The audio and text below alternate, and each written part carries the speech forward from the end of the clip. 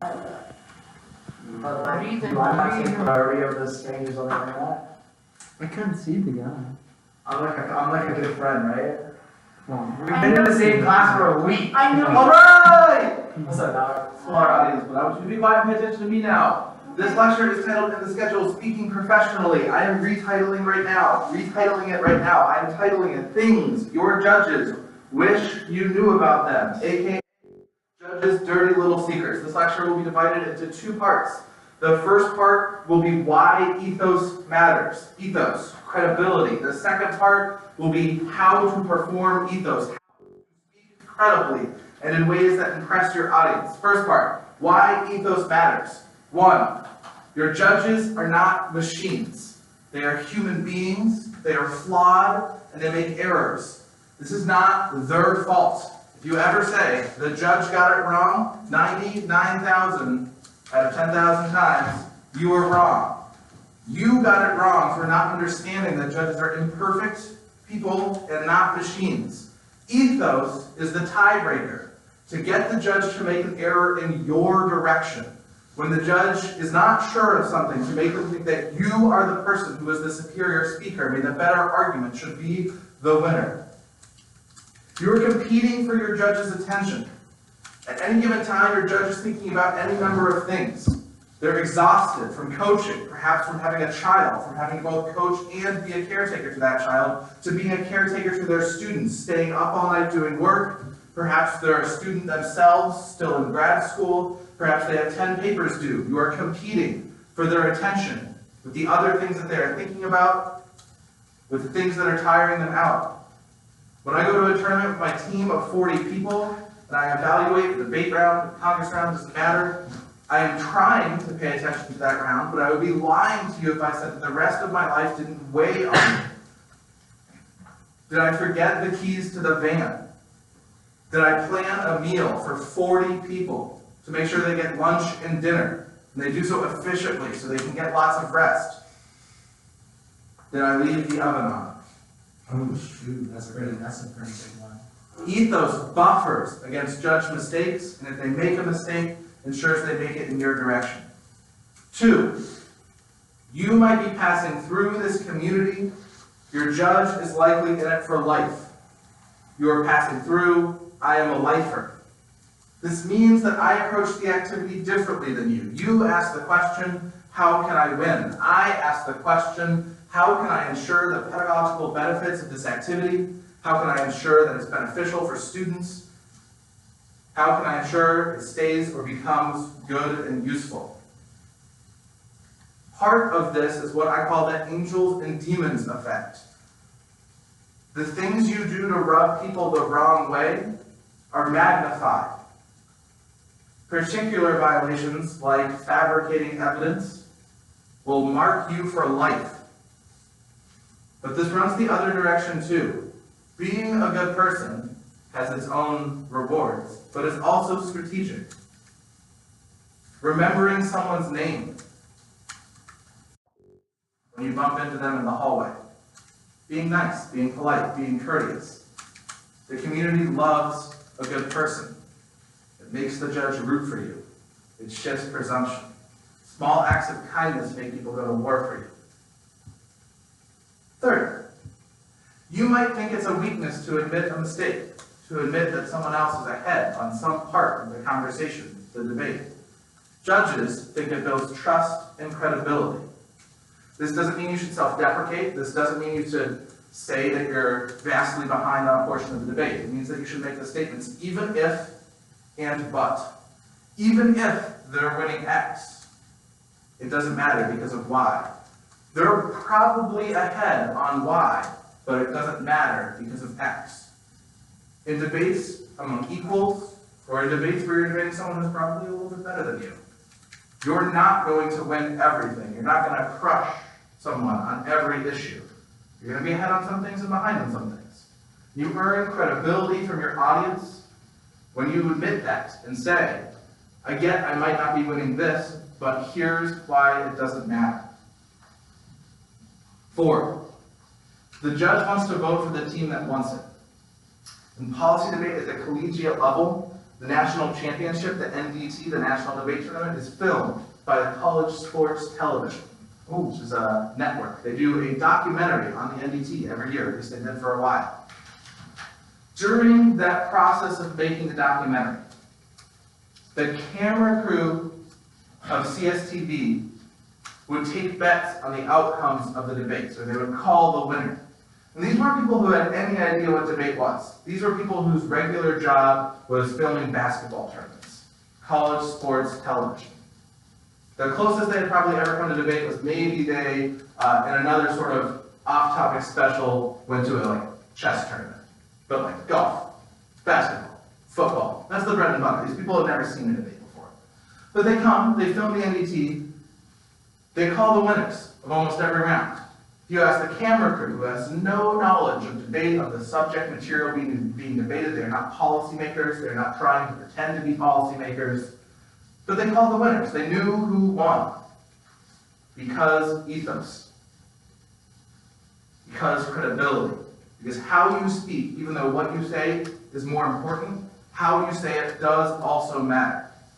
Society probably takes this too far. How you say something probably matters too much at the level of a presidential or congressional election. But our community has a tendency to overcorrect and think that only what you say matters. Now, I'll take that over the other one any day. But there is a middle ground that acknowledges that while what you say is more important, human beings are infallible, and how you say it also matters. Judges want to vote for the team that wants it. There are a lot of subjective micro in any debate. As much as we want the activity of speech forensics, debate, Congress to be objective, to have a clear winner and loser, in any given debate there will be 100 subjective micro decisions that the judge has to make.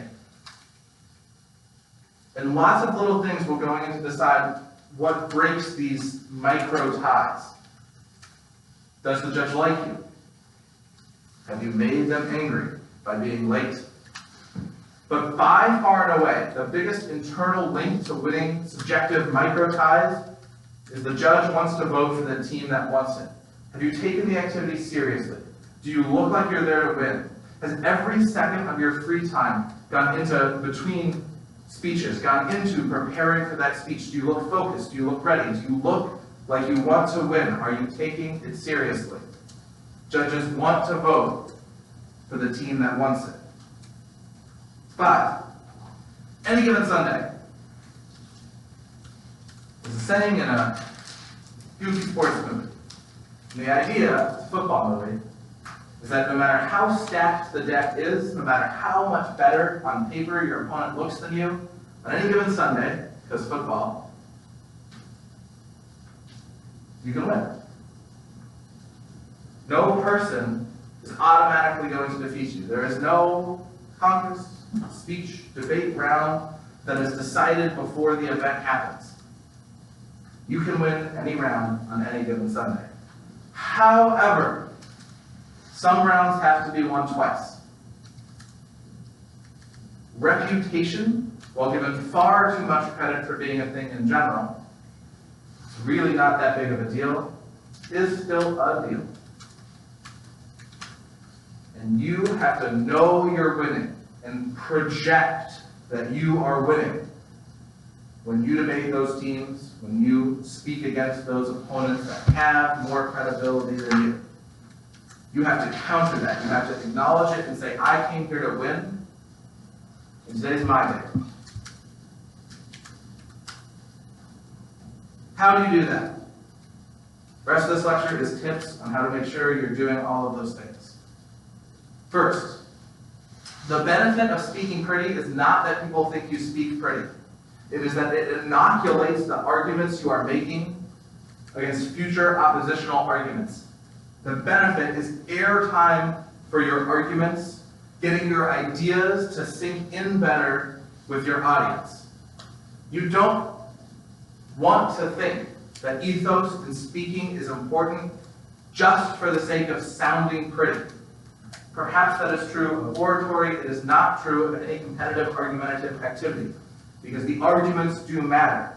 And speaking is about getting those arguments embedded into the judge's mind, sinking them deep, so deep in that the argument does its own work for you, and when your opponent makes an argument, the judge thinks that's already been answered.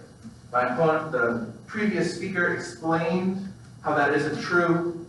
And speaking, learning how to use your voice toolbox is how you get those arguments to sink in, how you push through the judge's exhaustion or distraction or your opponent's good arguments and get your arguments to sink in. Second, natural voice. There's this golf movie called The Legend of Bagger Vance. Anybody seen it? It's not particularly good. It stars Will Smith and Matt Damon, and Will Smith teaches Matt Damon how to golf. And that's the entire plot of the movie. That seems beautiful. There's this one scene that makes, I'm not a golf expert, but I'm pretty sure it makes no sense, where Will Smith says, Matt Damon, you're good at golf, but you're doing it wrong because you're not using your natural swing. You're running the numbers in your head, you're doing the math, you're trying to get the ball in the right place, but you're ignoring your natural swing. Now, I don't think that makes any sense in golf. I'm pretty sure it's about physics. But it does make sense in speaking activities. I listen to people talk before the activity begins, and then I hear them get up and speak while they're debating, and their voice changes. Sometimes it's pitch up, volume down, sometimes it's pitch down, volume up, sometimes it's just flat. But people have a debate voice, and they have a natural voice, and I think it's a learned problematic. People see other people use their debate voice, and they adopt their own debate voice. There should be no debate voice. Your best voice is the one that you have been practicing with for 13, 14, 15, 16, 17 years. You are used to using it, and it should be your voice. And if you hear yourself sounding monotone, if you hear yourself speaking differently than you normally speak, we'll talk about the kind of good changes you can make, but if you are adopting the debate voice, that is something you should eliminate. So, By debate voice, do you reference like word choice as well as inflections in your voice? I'm mostly talking about inflection right now. All right. Fourth, proxemics. I am a lecturer of communication studies at the University of Minnesota. And while by and large I find collegiate textbooks on communication not useful, they do bring some things to us. One is a fancy terminology to talk about the science of communication. Proxemics is the relationship between space and communication. How far away are you from your audience? What objects are obstructing you and your audience? Are you holding your speech, whether it's on a laptop or on paper, in between your face so you and your audience, so you cannot see them? So your view is obstructed and you do not have direct line of sight between you and your audience. Have you allowed people to get between you and your audience? Proxemics is one of the biggest nonverbal inputs into persuasiveness. Maintaining line of sight and eye contact and proximity to your audience is a hugely important move in terms of achieving persuasiveness. 5, eye contact. It seems basic. The eyes are a portal to the soul. Look at your audience, not your opponent. These are the very basics of ethos that I'm sure you've heard before. Eye contact is a scarce, persuasive resource. It is scarce. You do not have infinite opportunity to make eye contact with every member of your audience. It is scarce, and you should use it carefully, because you are going to be more persuasive when you are making eye contact. The studies of this are incontrovertible. It is absolutely, without doubt, true that persuasiveness increases with eye contact. Yet, even the debaters who understand that they should look at their audience, I continually see the phenomenon of 3 inches away. I get this. I get looking in the direction of talking to the clock next to, the wall next to, the door next to the audience. I'm talking toward you, but not to you. I'm looking near you, but not at you. And this is just a step short of what could actually be persuasive. Don't be afraid of the eyes. Shift your gaze. Make that direct eye contact. It's so much more persuasive and so much less awkward than this in the direction of, which is what I get from so many speakers. Next, don't self-deprecate. Don't editorialize. Lose your place? That's fine. Don't explain it. Take a moment of strong silence. Make it look intentional. Or just have a moment to gather your thoughts. That looks and sounds better than making excuses or apologizing. Don't say, I've lost my place. Don't say, oops. Don't say other variations of oops that I've been told I'm not allowed to say. We don't care. Strong silence. A moment is fine. Gather your thoughts. People get that's okay, but don't editorialize. Don't explain mistakes. Don't apologize. Next, give every speech like it's your last one. In the college debate community, there's a debater named Seth Gannon who at the end of every speech would carry a hotel towel with him to the tournament so he could wipe his brow because he would be so profusely sweating that he would soak a towel at the end of every speech. While disgusting, this is the model for good speaking. A speech should be exhausting because you should be putting everything you have into it and you should be filling the room with your voice.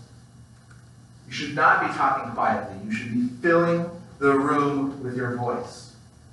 So everyone, regardless of whether or not they're your direct audience, in the back of the room and in the front of the room, hear everything you're saying crisp, clear, and passionately. Next, look up. Sometimes it's easy to look up and make that eye contact. Sometimes it's hard. Sometimes you're stuck in your notes, your speech. Practice. Not just for the purpose of sounding good, and inoculating your arguments. Practice so that you know your arguments so well that you can look up from what you're reading without missing a beat, because eye contact is a scarce, persuasive resource. Next, variance. The voice toolbox. Monotony is your enemy. Pitch, tempo, volume. There are so many ways you can vary your voice to draw attention to arguments, to differentiate arguments. The voice toolbox. There are ways you can change how you are speaking to draw emphasis. We should do that. So, What's monotony? monotony, sounding the same. Okay. What's Okay, thank you. Yeah. Good question. Next, nonverbals.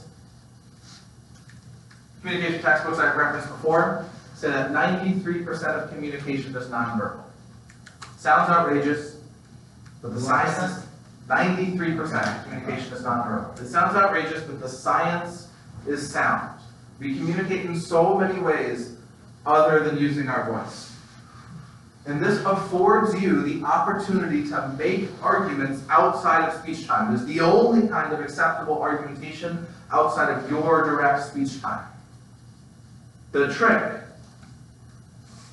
is to keeping it constrained. In policy debate, I teach the importance of that's a new argument phase. In policy debate, there's strict limitations on when you can make a new argument.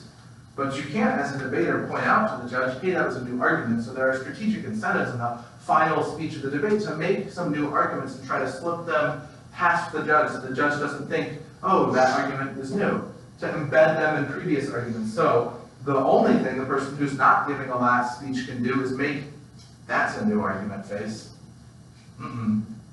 Nope. But the trick is keeping it constrained. Nobody wants to see someone who's not speaking throw up their arms and shake their head or knock a chair over. Nobody wants to see that. That looks unprofessional.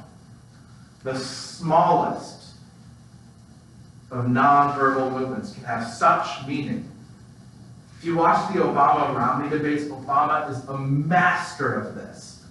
The significant but also constrained expressions and Romney saying ridiculous things is artful, is communicative, it's hilarious, wonderful.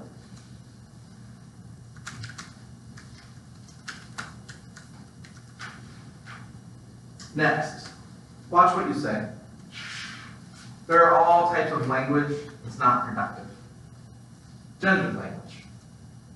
Assigning a gender to your opponents when you either don't know how they identify, or you know how they identify it and you ignore it. Calling a group of mixed people you guys. Those are not guys. That language is unproductive. It's also strategically dangerous. Someone chooses to challenge the way that you have misused language. Ableist language, words like lame, stupid, crazy. These words are not words that will ever help you win. They're pedantic, they're boring, they're lazy arguments, they're ad homs, but they're also ableist. They draw on dangerous stereotypes, stigmatization of the mentally or physically ill.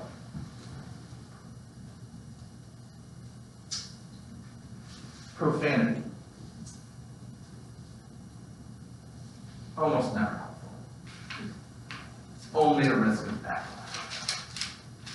Be less lazy. Force yourself to make the real arguments.